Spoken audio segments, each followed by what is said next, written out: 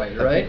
Yep, so we have So that's a where he sale spent his of- vacation, is that what He's gonna spend some of it there, yep. Yeah, you're exactly right. So, you see we've got several items on the agenda. The first one of which I'd like to talk to you about is this vehicle forfeiture. So, before I say anything at all, guys, I've got the vehicle out here. It's sitting in my carport. It's there for your viewing. I left it here all week, so you guys are welcome to stop and look at it. The keys are in my office, etc. So I'd really encourage you to stop in and take a look at the vehicle. So this vehicle, this particular truck goes back, it was involved in an investigation that started back in February of 25, where our deputies made some warrant arrests. Warrant arrests turned into some traffic stops. It was very good policing on several of the deputies' parts. The deputies then, through the traffic stop of this vehicle, found that the suspect and Mr. Joshua Averill was in possession of a large amount of methamphetamine. So it was by far the largest single amount of methamphetamine that I've seen in my career in one spot. And I believe that was the case for several of the other deputies as well. Unless they've been previously on a drug team in Muskegon, you just don't see that amount in Oceana County in one spot very often. Inside the truck, during the investigation, a large plastic baggie of suspected methamphetamine, packaged at 84 grams. Also, during that, a Ruger Security 9mm with 8 hollow point bullets and 2 full metal jacket bullets was also located in the front center console during the initial arrest. As the investigation proceeded, the deputies also found there was a Connecticut Valley Arms black powder pistol in the storage area of the vehicle. Deputies also then, after the vehicle was impounded, a search warrant was obtained to further search the vehicle, as there were locked compartments, tool compartments, etc. With that search warrant in hand, when that tool compartment was searched, we also located a shotgun with a pistol grip, no shoulder stock, and it was bearing an obvious altered barrel. That barrel had been sawed off.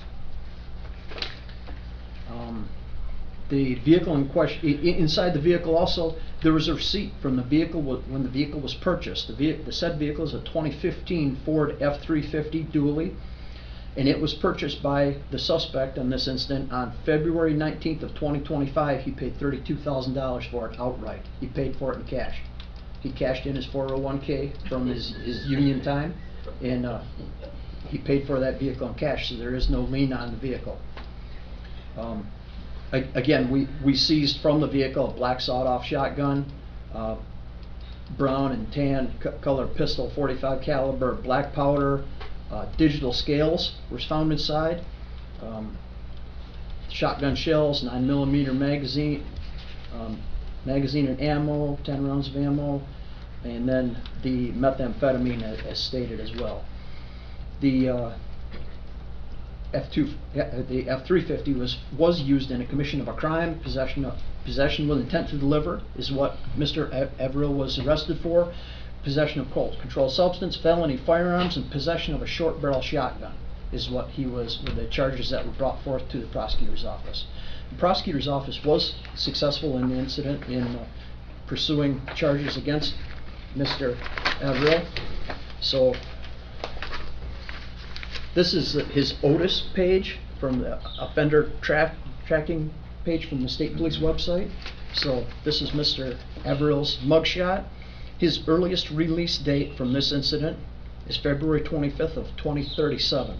His maximum discharge date is February 25th of 2047. So Mr. Averill's going to be enjoying the state penitentiary for a good long while for his crimes in Oceana County. The vehicle we took it to our pole barn to avoid any further storage fees on the vehicle after it was originally impounded. After the the charges, the legal process began. We served Mr. Averill with the forfeiture documents that we had helped getting those through the Scent team. That they're a little bit more used to using those documents. That those documents were served on Mr. Averill, and with Mr. Bison's assistance and guidance through the forfeiture process, we were able to forfeit that vehicle. In my packet, I hope you've got it in yours as well. There is that where Judge Snagowski signed off the seizure paperwork, and in doing so, we've got a clear title on the vehicle registered to the Oceana County Sheriff's Office. Again, I've got the vehicle in my carport. It's there for your viewing. I'd love to have any of you guys stop and see it. It's a pretty nice truck. It's a Lariat package. I believe it's Lariat. It's got leather, everything, every option you could ever think of. The heated seats. It's a really nice truck for if you like that kind of truck. I think it stinks when you turn it on, that burning diesel, but I'm sure it'll pull anything, pull stumps or whatever you want to with it. We also got the Carfax report on the truck. The truck was it was an Oklahoma truck. So it's a 2015. It's got 162,000 miles on it on a 6.7 diesel engine. So it's got some miles on it, but it's in really pretty good condition. It was previously involved in one light crash, they describe it as, where there was some front end damage, and it's all been repaired. The vehicle drives really well. I've driven it myself. Again, really nice truck. Now it's in the Sheriff's Department name. We would like to put that vehicle for sale for sealed bids on the internet and Sheriff's website. We'd like to advertise it far and wide. We'd like to put it for sale for a high bid and see what we can get for that vehicle, and with the proceeds to be used towards, we'd like to fund the project for updating handguns, and specifically optics on the handguns that I spoke to you about previously. I was trying to bring that idea to your attention and soften you up a little bit that this request was coming. Well, this is really our effort to try to fund that situation. So, any questions for me on the truck? Any questions, Tim? I'll just make one comment. You know, the 2015 6.7 diesel with 160,000 miles is still in prime condition, so should get a nice dollar amount for it. So we had the finance department at Meyer Chevrolet, and I know it's shipped, but we had their finance woman, who happens to be my sister, run the numbers from that truck, and it shows the value for a poor condition in the mid-20s and in prime condition to the low 30s. And this truck, it's in pretty nice condition. Yeah. It's not perfect, but it's pretty nice. Yep. Yeah. Mr. Walker, you look good driving it. Yep. Really I'm good. not going to make any Ford comments because I got in trouble once before for doing that. I think it's a wonderful truck. All right. Ladies, am I okay now? Mr. Erickson, you look like you got something on your mind. No, it is. I did walk around it. I did take a look at it. It's a very, very nice unit. Was it bulletproof? Well, those engines. Oh, those engines, yeah, if they're deleted, they're pretty solid. So, Yeah. but Mr. the Walker. feds didn't hear me say that. So. Yeah. Having done forfeitures before, I realize that the paperwork is kind of interesting. It is, yep, And substantial. I want to commend your department for asking for help from the Scent team, because they do them all the time. They're And, much more you know, versatile. for Yeah. a department that does them once every few years and it changes in them, Yep, it really is. It really is something you need to do. yep. And so after the suspect in this was taken to prison, and his options are pretty limited, he did sign off on any further documents on the truck. So the truck is ours free and clear. There's no way back for him to proceed with it. So the deputies involved, the Scent team, Mr. Bison was a lot of help. There was several different agencies involved, entities involved, that helped us obtain this truck lawfully. So now we would like to put it for sale. and we'd like to try to use those proceeds towards, again, updating to a Glock 9mm with an optic attached. That is, it's a nice upgrade for our deputies, and in doing so, our intention is to outfit our department as a whole. So not just the road patrol, but the corrections as well. Corrections is doing more outside of the building, more of their own transports across the county, across the state, etc. They need to be uniformed, they need to be armed when they're doing such. It won't take care of the whole department, but it'll put a dent in it. It will, yeah. Sounds like a good use of funds.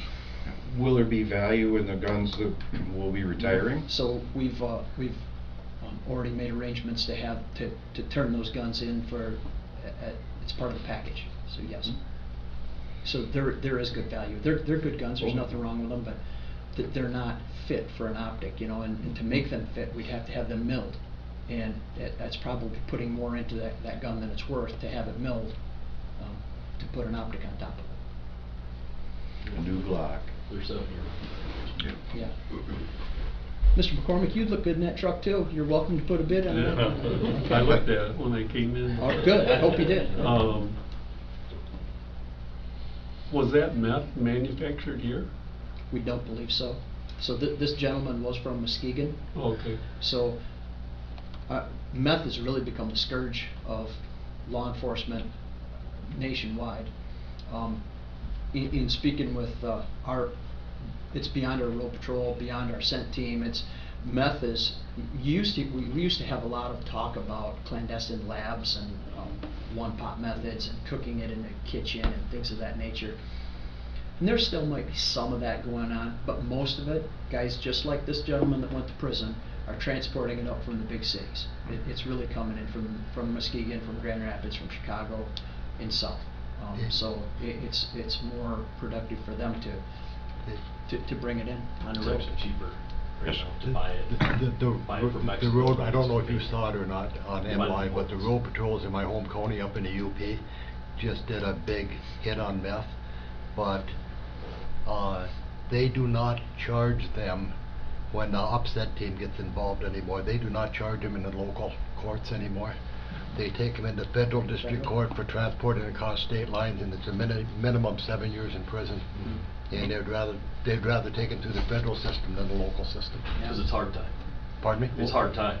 Yeah, There's it's not hard gonna be a time. lesser time. Yeah. Yeah. Why would he forfeit the vehicle? Because he knows he's going to prison for, because his, so for him to fight that, he would have had to been able to prove that the vehicle was not used in the commission of those crimes. And between the facts that we knew from the incident, then we downloaded his phone. We had some real good communication from him and other known drug users, buyers, etc., that he was bringing that drug up for sale. We had a really good case against him. That truck had So been was a prime component. that's what triggers the forfeiture is because of his use, the illegal activity? It was used in the commission of that crime, yes. Okay. Yep. I got you. And it's not, it gets really complicated. We can't always do that. Somebody might Right. say, well, why don't you do this on everybody? Well, Right. most cars we run into, there's some sort of lien on it, or it's not his car, it's not owned straight out. Well, this one was. He just cashed in his 401k from his previous union work, and paid big money for it. And he only had it for 4 months, so he didn't put very many miles on it. Right. Good. Any other questions? All right, share the drone proposal program. Absolutely. So the drone proposal, I'm really going to turn it over to Lieutenant Bosley. He's put in a lot more work on the drone proposal, so he's going to come up and speak about the drone, and then I'll be right back with you to talk Okay. about Golden. Lieutenant Bosley. Good morning. Morning. So the drone program we've been extensively reviewing. I've got a lot of time invested in this particular program, trying to get it up and running so that we're surely getting the best bang for our buck.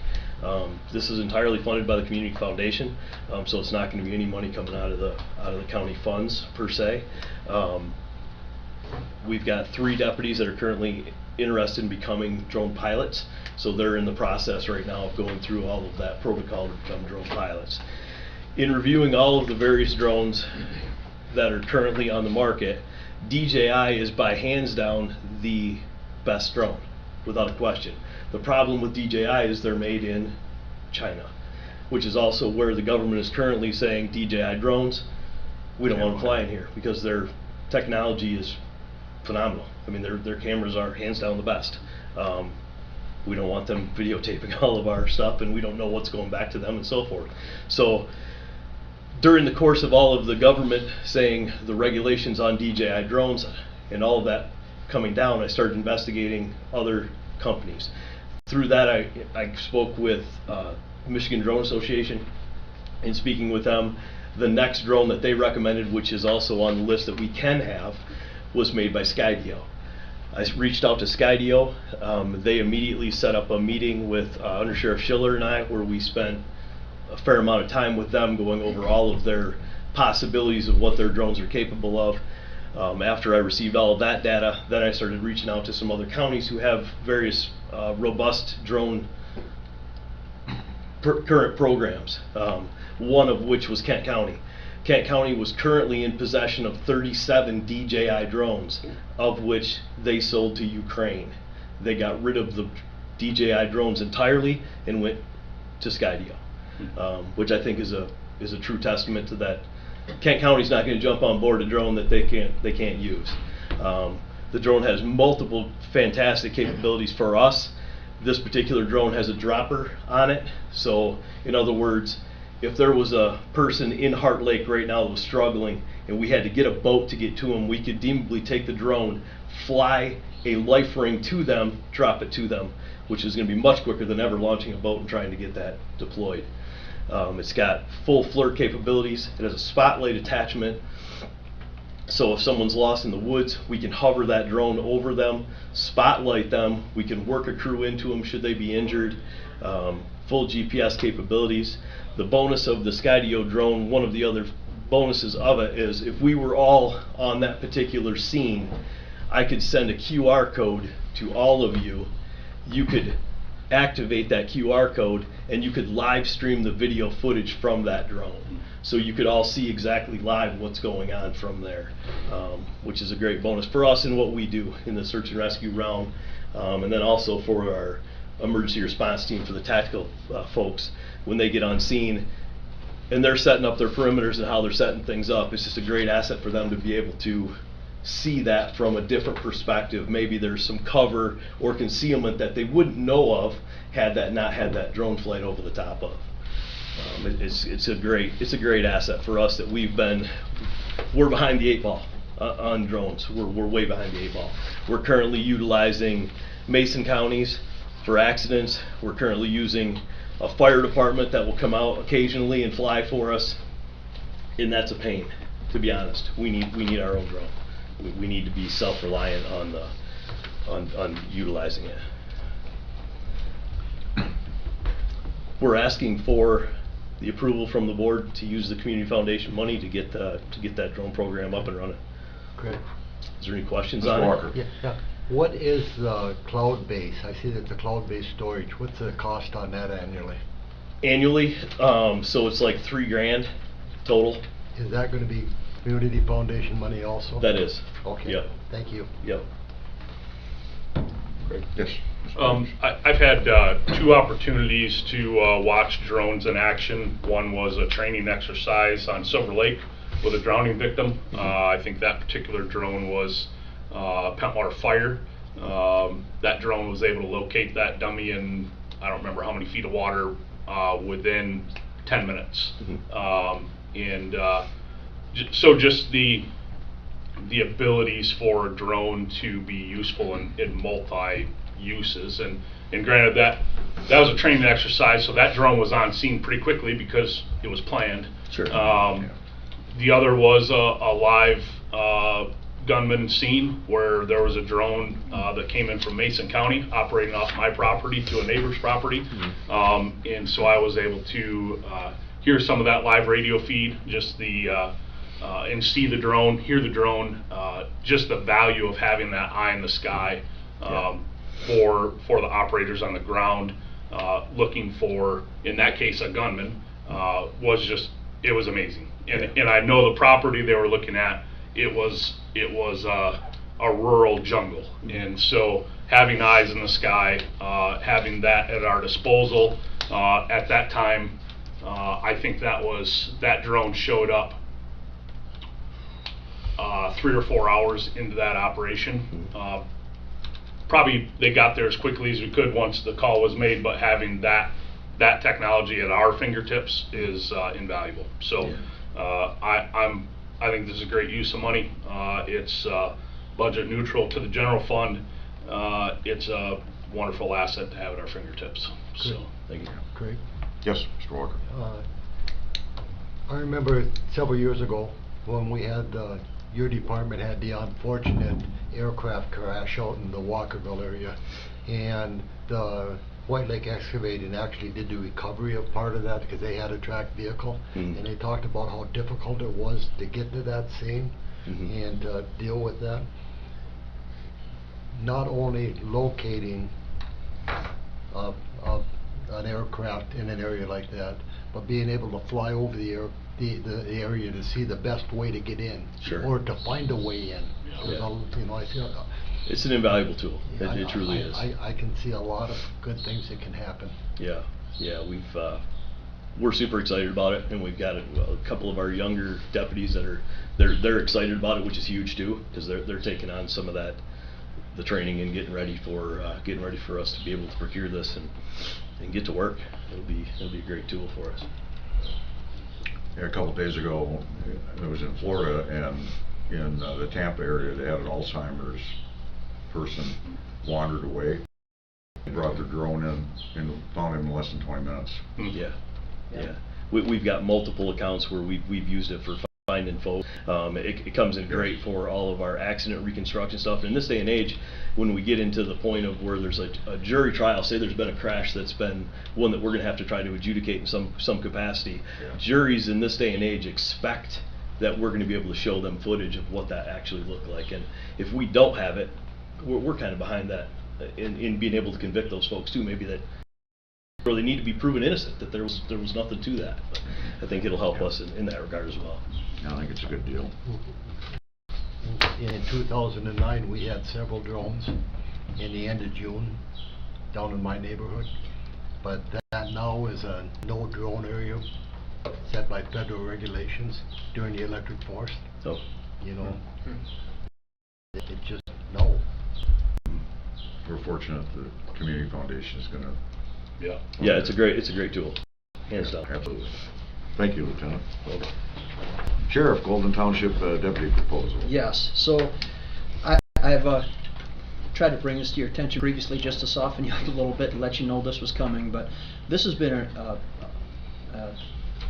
option in the works since when Dick Walsworth was the supervisor there. Dick wanted to have a deputy assigned to the township, and then Carl Fearing wanted the same thing, and it always came down to one thing. I told those guys all along, we're all about trying to provide public safety response. We understand there's a huge population booms in the summertime, etc.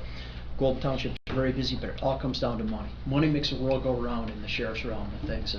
On so many different levels it does, but when it comes to a deputy position, money makes the world go round. It's just where it's at. Well, Golden Township, specifically Rob Draper and his board, have made they've made great strides out there and tried really hard to come up with a sustainable funding mechanism. And because that's what I told them it's going to take. It's something a sustainable funding mechanism that is not in question year after year. It's there to be able to provide a revenue stream to afford that deputy out there. And Mr. Draper's here with us, the township supervisor. If you guys are not familiar with Rob, but Golden Township has voted to approve the funding of full-time deputy. Under Sheriff Schiller has came up with he's worked with a proposed contract that came through our legal counsel. Right now the contract's for $145,000. The salary and benefits for a full-time deputy, lease of a patrol car, required equipment, and associated startup costs, because we know there will be some startup costs in starting a new position for really something new to the sheriff's office to have somebody assigned to that particular township. Rob, would you like to say any comments about it? Well, we have had issues with our rental, and that's one of the things we've looked at, and I believe Mr. Beggs knows a little bit about that, that we have ended up agreeing as a board as a whole to raise the price of the rental to help offset the cost of this deputy that can come and help. Obviously, you guys understand the dunes, and that'll be opening up next week, and we need help with that. We also need help with citations, writing them, and there's just so many things there. We've agreed to do this. The board voted unanimously, but we also have to still work through the contract. The things that the deputy would end up doing for us, we're still working on some of them. The board has seen the draft, but I think it'll be our next meeting where we actually look at it to decide to send it to our attorney to have him go over it. And you know, we're taking our time with this. We've been working on it a long time, but we need to get this right for the benefit of the township and the sheriff's department. So, that being said, you know, we feel like we need it. It's something that's been in the works for a long time, and we finally we think we figured out a way to bring the money up to make it happen. We still get there is some funding that we get from the state park, that we've had that historically for the last several years, that we've used to have a deputy out there through the seasonal period, upgrade our overtime force on the holiday weekends. That funding is, as far as we know from the park, that's still in place, so we'll still have those funds to have those overtime cars out there on the big weekends when there's a big rush of people, a lot like you guys have seen for years and years. So there's not just going to be one guy out there all the time on the big holiday weekends. We're still going to be amped up, and we'll have several cars out there spread out through the weekend to help handle the influx.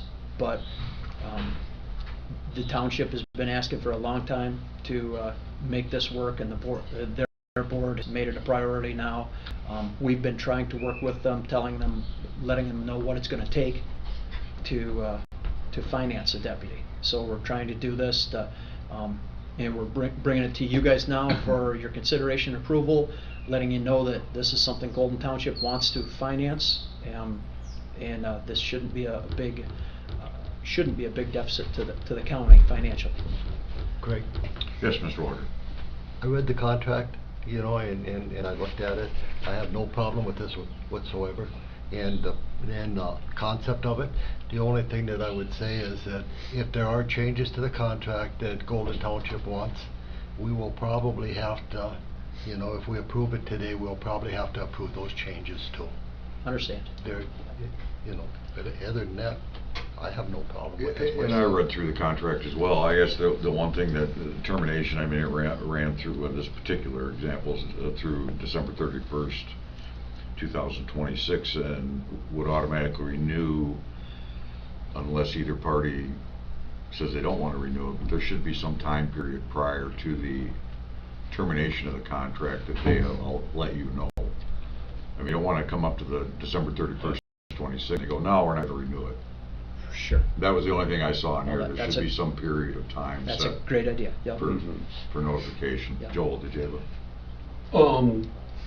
And so if they get a new supervisor or a new board, and that board says, no, we don't need a deputy, we're not doing it, we're not gonna renew the contract, what happens with that deputy?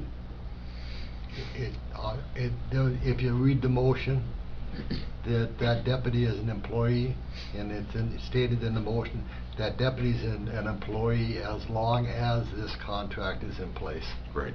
So that person gets hired, and he would understand if they don't renew, then I'm out of a job. Correct. Yes, but that deputy will be a union employee, and they will, at some point, will likely have some seniority over other deputies, so that individual, you know, his job may be safe, you know, that then we would be looking at whoever is the low man on the totem pole as far as seniority goes Oh. on the complete roster. So what I'm getting at is if they didn't renew, now we got another guy on our payroll that we weren't counting on. But you're saying that somebody would be removed if you had that extra guy. If that were to come to, you know, if the township were to back out, you know, that particular individual, depending on his seniority, he may be at risk. You're exactly right, but I wouldn't be, you know, if this is a year or two down the road, I wouldn't be surprised if he's got some seniority on Yeah. other bodies that are working Right. elsewhere in the department. The position would disappear, but the name may not. If it happened right now, we have an open spot in the road patrol. We do. And if that person were, you know, qualified to fill that position, then that position would be filled, and Right. with that name, you know, Right. that's up to the sheriff and the undersheriff, Yes. but, But Unfortunately, as you all know, the way we've had turnover the last few years, the way law enforcement is in general, so not just at the sheriff's department, every PD, every sheriff's department, the state police included, you know, the turnover rate it's crazy, and everybody's having the same issue that we're all having. We've been a little bit more fortunate in growing our own, trying to attract people who have some ties here to the county, and we don't believe are going to be going anywhere anytime soon. That's worked really well for us on a couple different aspects. The most recent is, you know, we've got a young man in academy right now, Noah Osley, obvious ties to the community. One before him, Jesse McGann, great young man, obvious ties to the community. Previous to that, Gavin Porter, again, obvious ties to the community. You know, a lot of those guys, they're policing their home, and they're here because they want to be here. That model has worked really well for us. Yeah. Now, if some rock star were to want to leave Kent County and come here for whatever reason, we would definitely look at their put them in the mix. But I think the bottom line on that, Joel, and you know, I had the same concern too, and I also thought about the employee, you know, with the union contract, it's not going to, might not necessarily be that employee, Right. but the other thing is, good law enforcement people right now are a very valuable commodity in the Right. state of Michigan. Yeah. Any corner of the state of Michigan. Well, I think Yes. it's a great thing if we're gonna get an extra person in. Well, on but that area, patrol, and Golden out there in and the Golden's summertime gonna definitely needs. Foot the bill, so I mean, Needs it. if Yes. that's the way it goes, I mean, Yeah.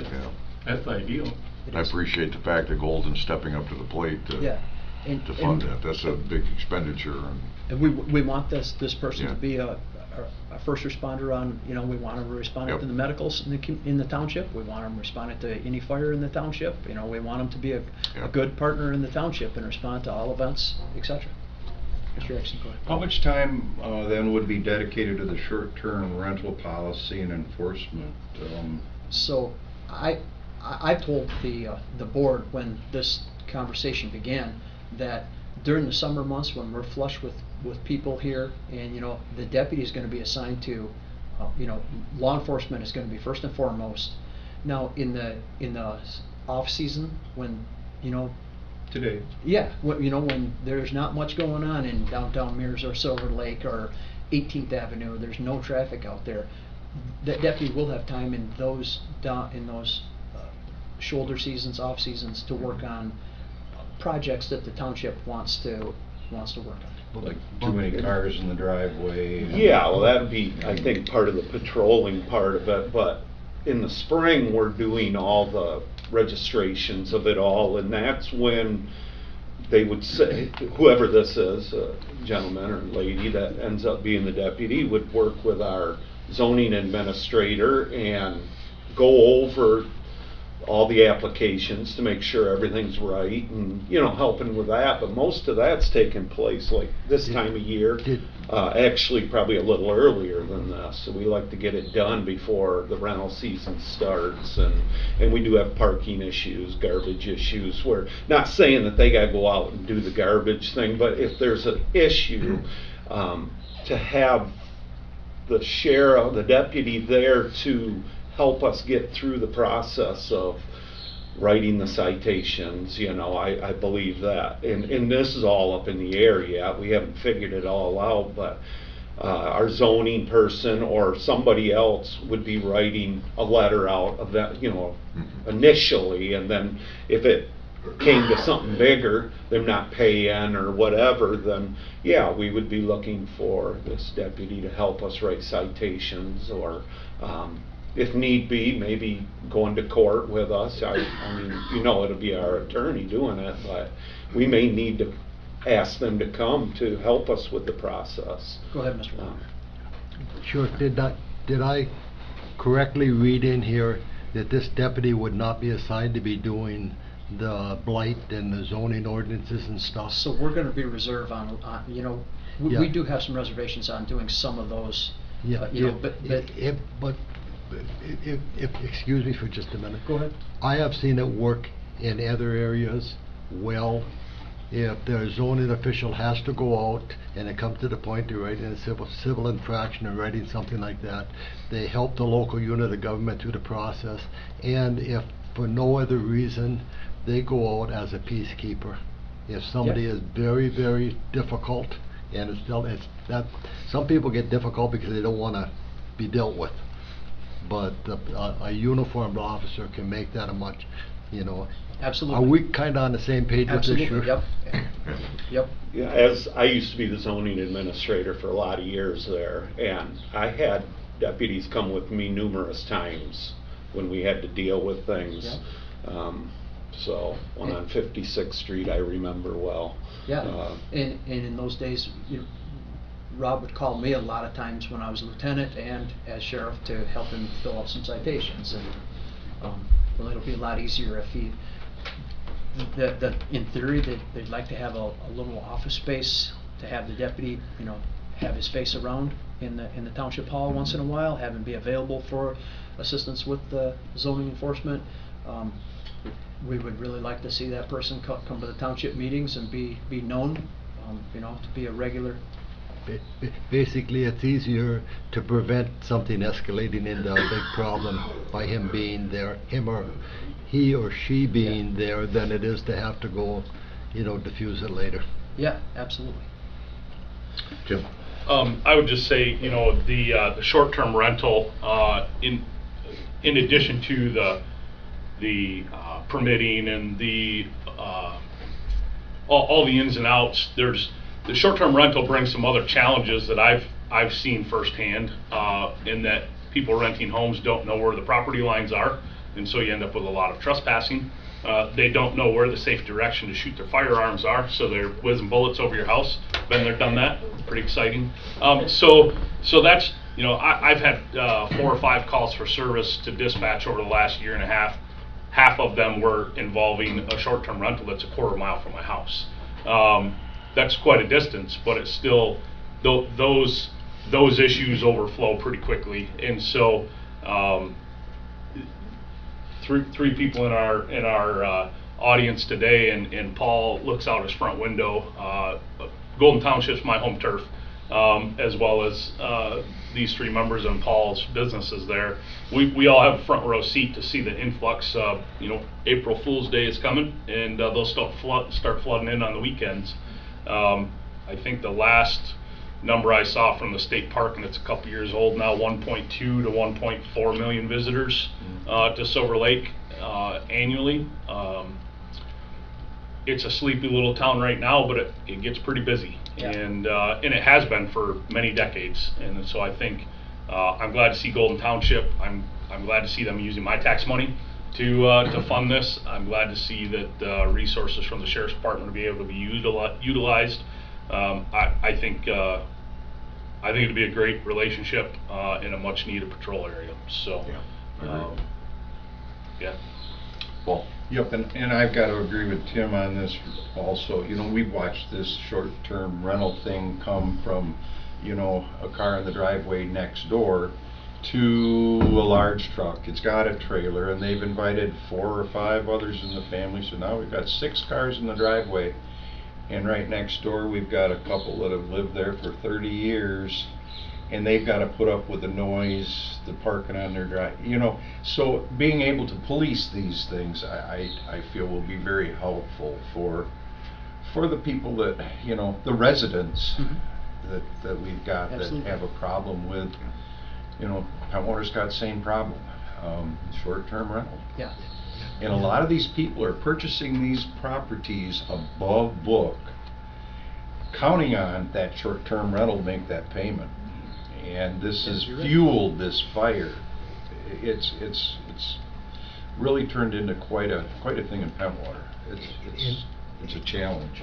And the other thing you get that's worse is the fraternities on spring break. My neighborhood knows all about when that can happen.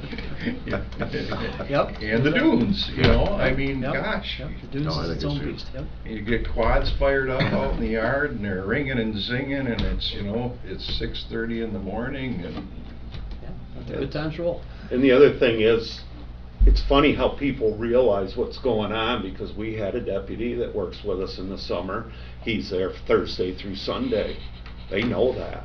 Monday, Tuesday, and Wednesday, it's whatever we want to do, and they come through a little bit, but, you know, now this might curb that a little bit, you know, they won't know when this gentleman or this deputy is working. And I like the idea of having an office in the town hall. I thought of that initially, you know, then you've got a first-hand relationship with the zoning, you've got a first-hand relationship with the supervisor, you've got a place that township residents can come and make a complaint or visit with the officer, or at least leave a note or message. It's gonna be first-hand, face-to-face with a golden. It's a really nice opportunity. It is. Yes. If Dick Walsworth and Carl wanted that, I'd say that we need to give it to you. Dick Walsworth and Carl Fearing, those two people, if they were here today, I'm sure they would be in support of this. 100%. Yep. Yeah. Yeah. Thank you. Thank you. Mr. Draper, thank Okay. you. All right. Mr. Maloney, vehicle lease and memorandum of understanding with 211. Morning, everyone. Morning.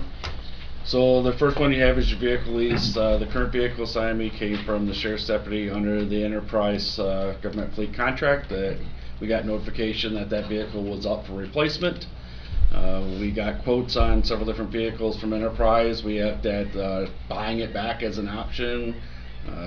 Tracy reviewed a lot of that stuff, and recommendation was that the best overall value was to enter into another lease with it, because it covers all the maintenance and repairs, even down to a flat tire, which I had replaced the other day under that, or repaired under that service agreement. It fits in with our current adopted budget. Right now we're in a Trailblazer, which is the smallest version. Like the sheriff's office uses the Traverses, which were like $775 a month for that same package. However, the Equinox, which is the vehicle in between, came in at the same price as the Trailblazer, coming in basically at what we're paying right now, so it wouldn't require any budget amendments in there. The only thing that would be added to that would be the quotes you saw, the two quotes we got for replacing the emergency system that's on the current vehicle, taking it off and putting it on the new one. It's all transferable because they're pretty much the exact same vehicle, so no bracketry changes, anything like that. So those quotes are in your packet.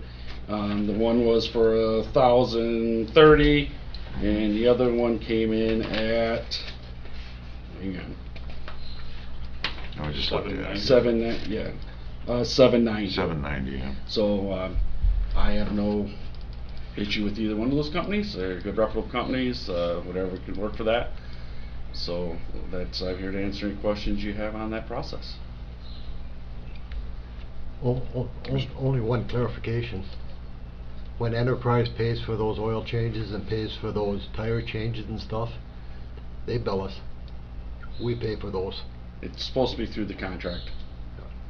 I got a whole stack of them that we pay for. Okay. I don't understand why that is, because it's supposed to be through the contract. Tracy, am I correct? It's on the enterprise bill. It's on the Enterprise, So- they go on the Enterprise bill. So, but that's part of their monthly payment for the process. So I don't know how that works on it, because I don't deal with Well, it. So we can talk later and I can show you to it where it's No, not- I believe where- you. Where it's I- not. however it works doesn't matter to me, whether we pay outright or not. But anyways, that's the proposal. That's where we're at with it. whatever you guys choose to do, it's your privy. I think, Tim, you and Joel looked at the thoughts of keeping the Trailblazer or going to the Equinox, and am I correct that both of you thought the best thing to do would just be to go with the Equinox?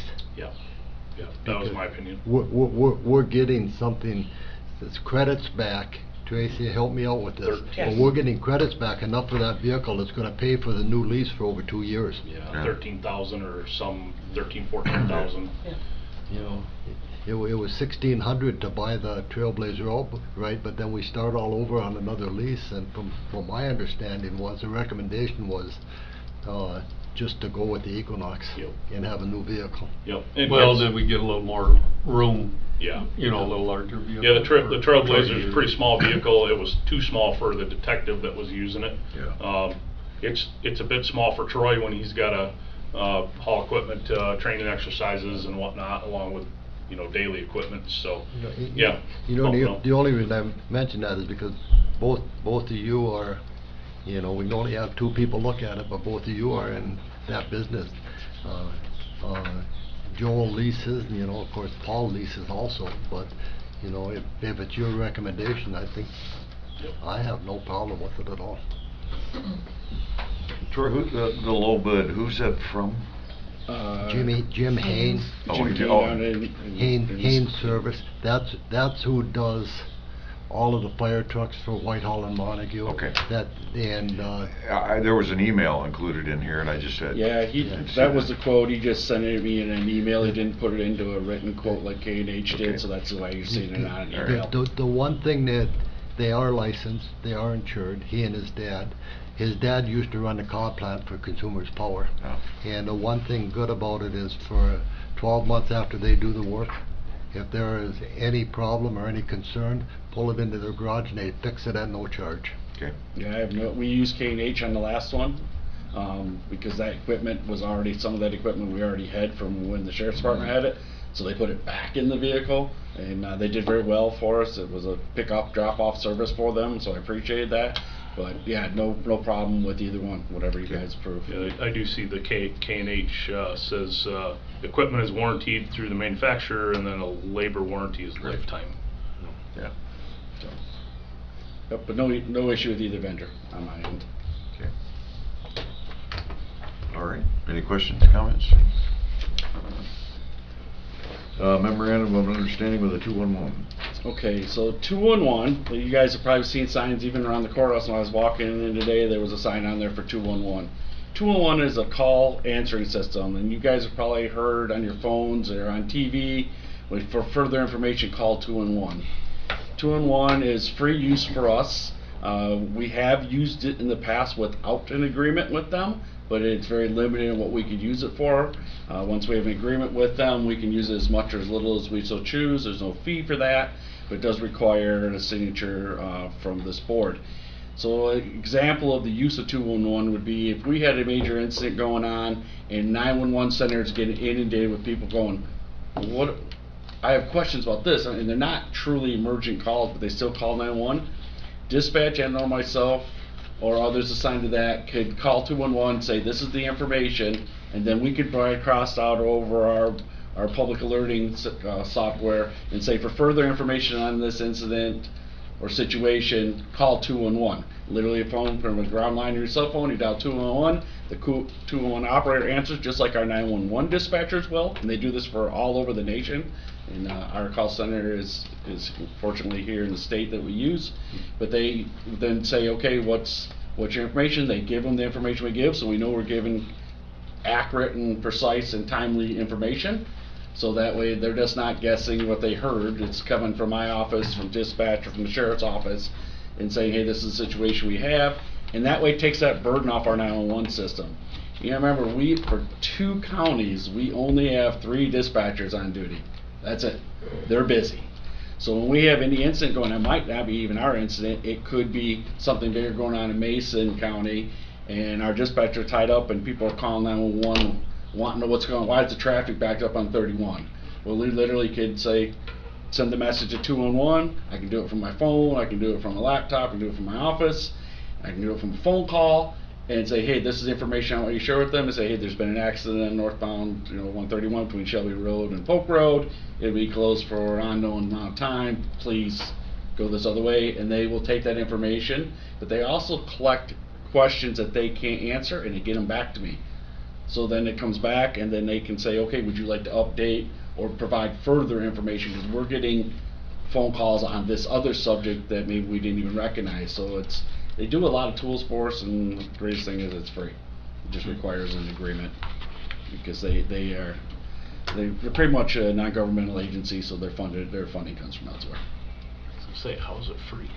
Yeah, there's nothing free. Somebody's paying them. Yeah. However, it's not Right, us. yeah. It's Yeah. our probably Free- collective free tax us. dollars through another avenue of government.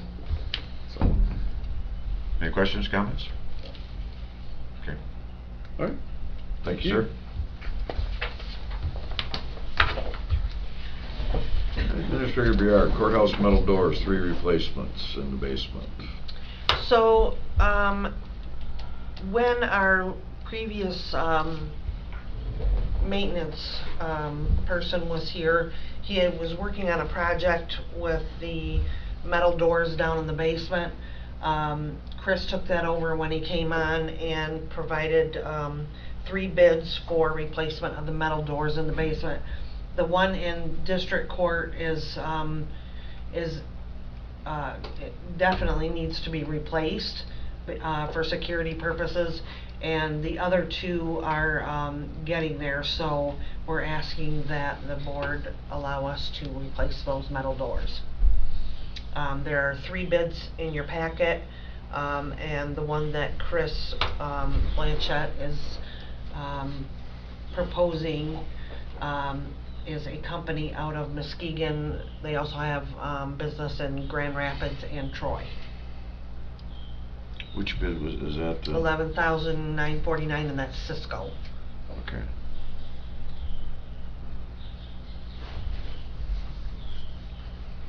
Because I believe Architectural Hardware broke those down with 3 different bids, if I read that right.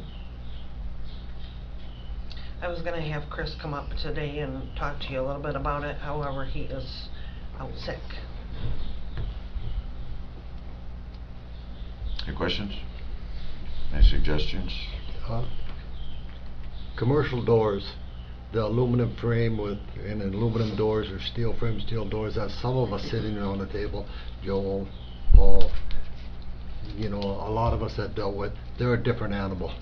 You can't just hire somebody off the street to do those and do them right, because they're not going to be right. The hollow core steel frames and stuff, and this company apparently does it themselves, and some of these people that bid this don't do the work of installation themselves. They furnish the doors and they hire a subcontractor to do it. And it appears as though this company does not hire a subcontractor to do it. They do commercial doors and stuff. And storefront doors is what they're termed. They do storefront doors, and that was a concern that I had right in the beginning, that you want somebody that knows how to put those in. Yeah. In the motion to approve, do you want to do, I noticed in here it said estimated shipping was $100, but do you want to do something not to exceed? I think if you put an extra $500 in there, you're safe, on the shipping. Yeah. On the shipping, and if they also talk about the electrical for some of those. Right. So Joel, is that the work that you did with Triton and stuff? Do you think with another $500 not to exceed that makes sense? The freight these days, it just depends on the company, it's all over the board. So, I think we should put something in there for a contingency, 10% of the number or something to cover a couple incidentals, so they don't have to come back for a $300 item, To me, that makes more sense, just put a 10% contingency in it. Yeah. Wouldn't you think they know what their shipping is? Well, You know, it's so nominal, I'm just wondering how they came up with a. I would- The problem that we have right now is even the postal service is starting to charge a diesel surcharge. And everybody's charging. So they a add surcharges to it, so maybe it's $120 or something, but yeah. Yeah. A not to exceed number probably is. I think they don't, Order. you know, order nobody 10% wants to or commit so. on a freight price. 10% I mean, we haven't even surcharge. ordered it, so they don't even know. Yeah, it might be. You know, are we a month down the road or are we a week? So they don't wanna commit on a freight price. makes when sense. They don't know if we're gonna order it or when. But a Grand Rapids, Troy business, you would think some of Yeah. the stuff's in inventory already. Right. Well, And depending on the size though, too. well, Paul, you've heard me say before that Satina, the company that does a lot of the stuff for law enforcement, the push bumpers and everything, to have a push bumper on a Chevrolet product installed at General Motors before they deliver it costs less than the shipping of a Satina push bumper from California to Michigan. You can buy it and have it put on cheaper than you For can less have it than the shipped. freight. You can Yeah. do it the price of freight. Any other discussion? All right, Ms. Biard, Administrator's Review of Selected Claims for Payment and Administrator's Report. So the claims for payment are provided for you. Are there any questions on those? Okay. Anyway. If not, there is an administrator's report in your packet. I do have a few additional items. I sent an email out yesterday for our County Alliance meeting that'll be held on April 20th at Double J. And if you could let me know if you plan to attend, that would be great. I have a meeting with our surrounding counties on Monday. We are going to be discussing the materials management plan and how there are some issues right now with the process in which that plan is, the length of time it's taking to get that done. So we just want to have a conversation with Wimserdeck, and we'll be talking that through with the other counties. We have a new employee that will be starting in the office on April 6th. Tressa Lattimore will be taking on the accounts payable position with us. We're pretty excited about that. And just to make you aware, I will be leaving for vacation next Friday. So Jana will be here in my place at the board meeting. Okay. Questions, comments? All right, moving on, department head reports. Troy? Yeah. So around this time last year, I was voted in as the secretary of the Region 6 Homeland Security Executive Committee, which represents 13 counties, including ours, and Plan, the city, plus the city of Grand Rapids. And as of this month, I was elected to the vice chair position of that. So I just want to let you know that Oceana is being represented in a high level throughout the state of Michigan and through Homeland Security. So I just wanted to let you guys know that. Cool. Congrats. Thank you. I think. Yeah, I'll let you know. Good morning again. Morning, Sheriff. Won't take too much longer, but we got 42 in jail. 5 just came in for weekenders, so they're booking themselves in for a nice little weekend stay. Tracy, before I make any further comments, maybe you've already got a plan about the back steps here that our bailiff uses the back steps quite a bit, bringing inmates over, and I just need to bring the condition of those steps to the board. Didn't we repair those about 10 years ago or so? We did. Is it to the point it needs to be replacement? You should take a look. I will. Are we talking about the steps inside the door? Or The outside? steps going outside. What they're suffering is that the awning over the top leaks terribly. And I would, if you have a chance, if maybe there's some time in between meetings, if you poke your nose out the door, and I say this because we use it to bring inmates from the back of the jail inside the circuit courtroom, so they're not exposed to their family members, community, etc. quite often they're in shackles or handcuffs. Sure. I would like you to take a look at it, to see what you think, Joel. Is it outside Yeah, that door? but you go out this door, Yeah. go see the stairway right there? Yep. I think it's something that we need to keep in our mind. It needs to be addressed at some point. I think we can all take a look at it, but Paul, if your committee can, you and Joel can look at that and do something with it. But you're right, we did address that not too long ago, but Well, I bet it was 10 years ago. it probably was, but it looks. The older you get, the faster the time goes by. I believe that more and more every day. I hope you keep believing it too. Thank you. Thank you, Sheriff. Paul, if you don't mind, Yeah. let Paul's committee look at it and Okay. see what we need to do. Just, you know, get it taken care of with the administrator. Yeah. Absolutely. All right, is there any public comment this time for Finance and Administration Committee? All right, hearing none, we will adjourn the Finance and Administration Committee, and the regular meeting will start at 11:30.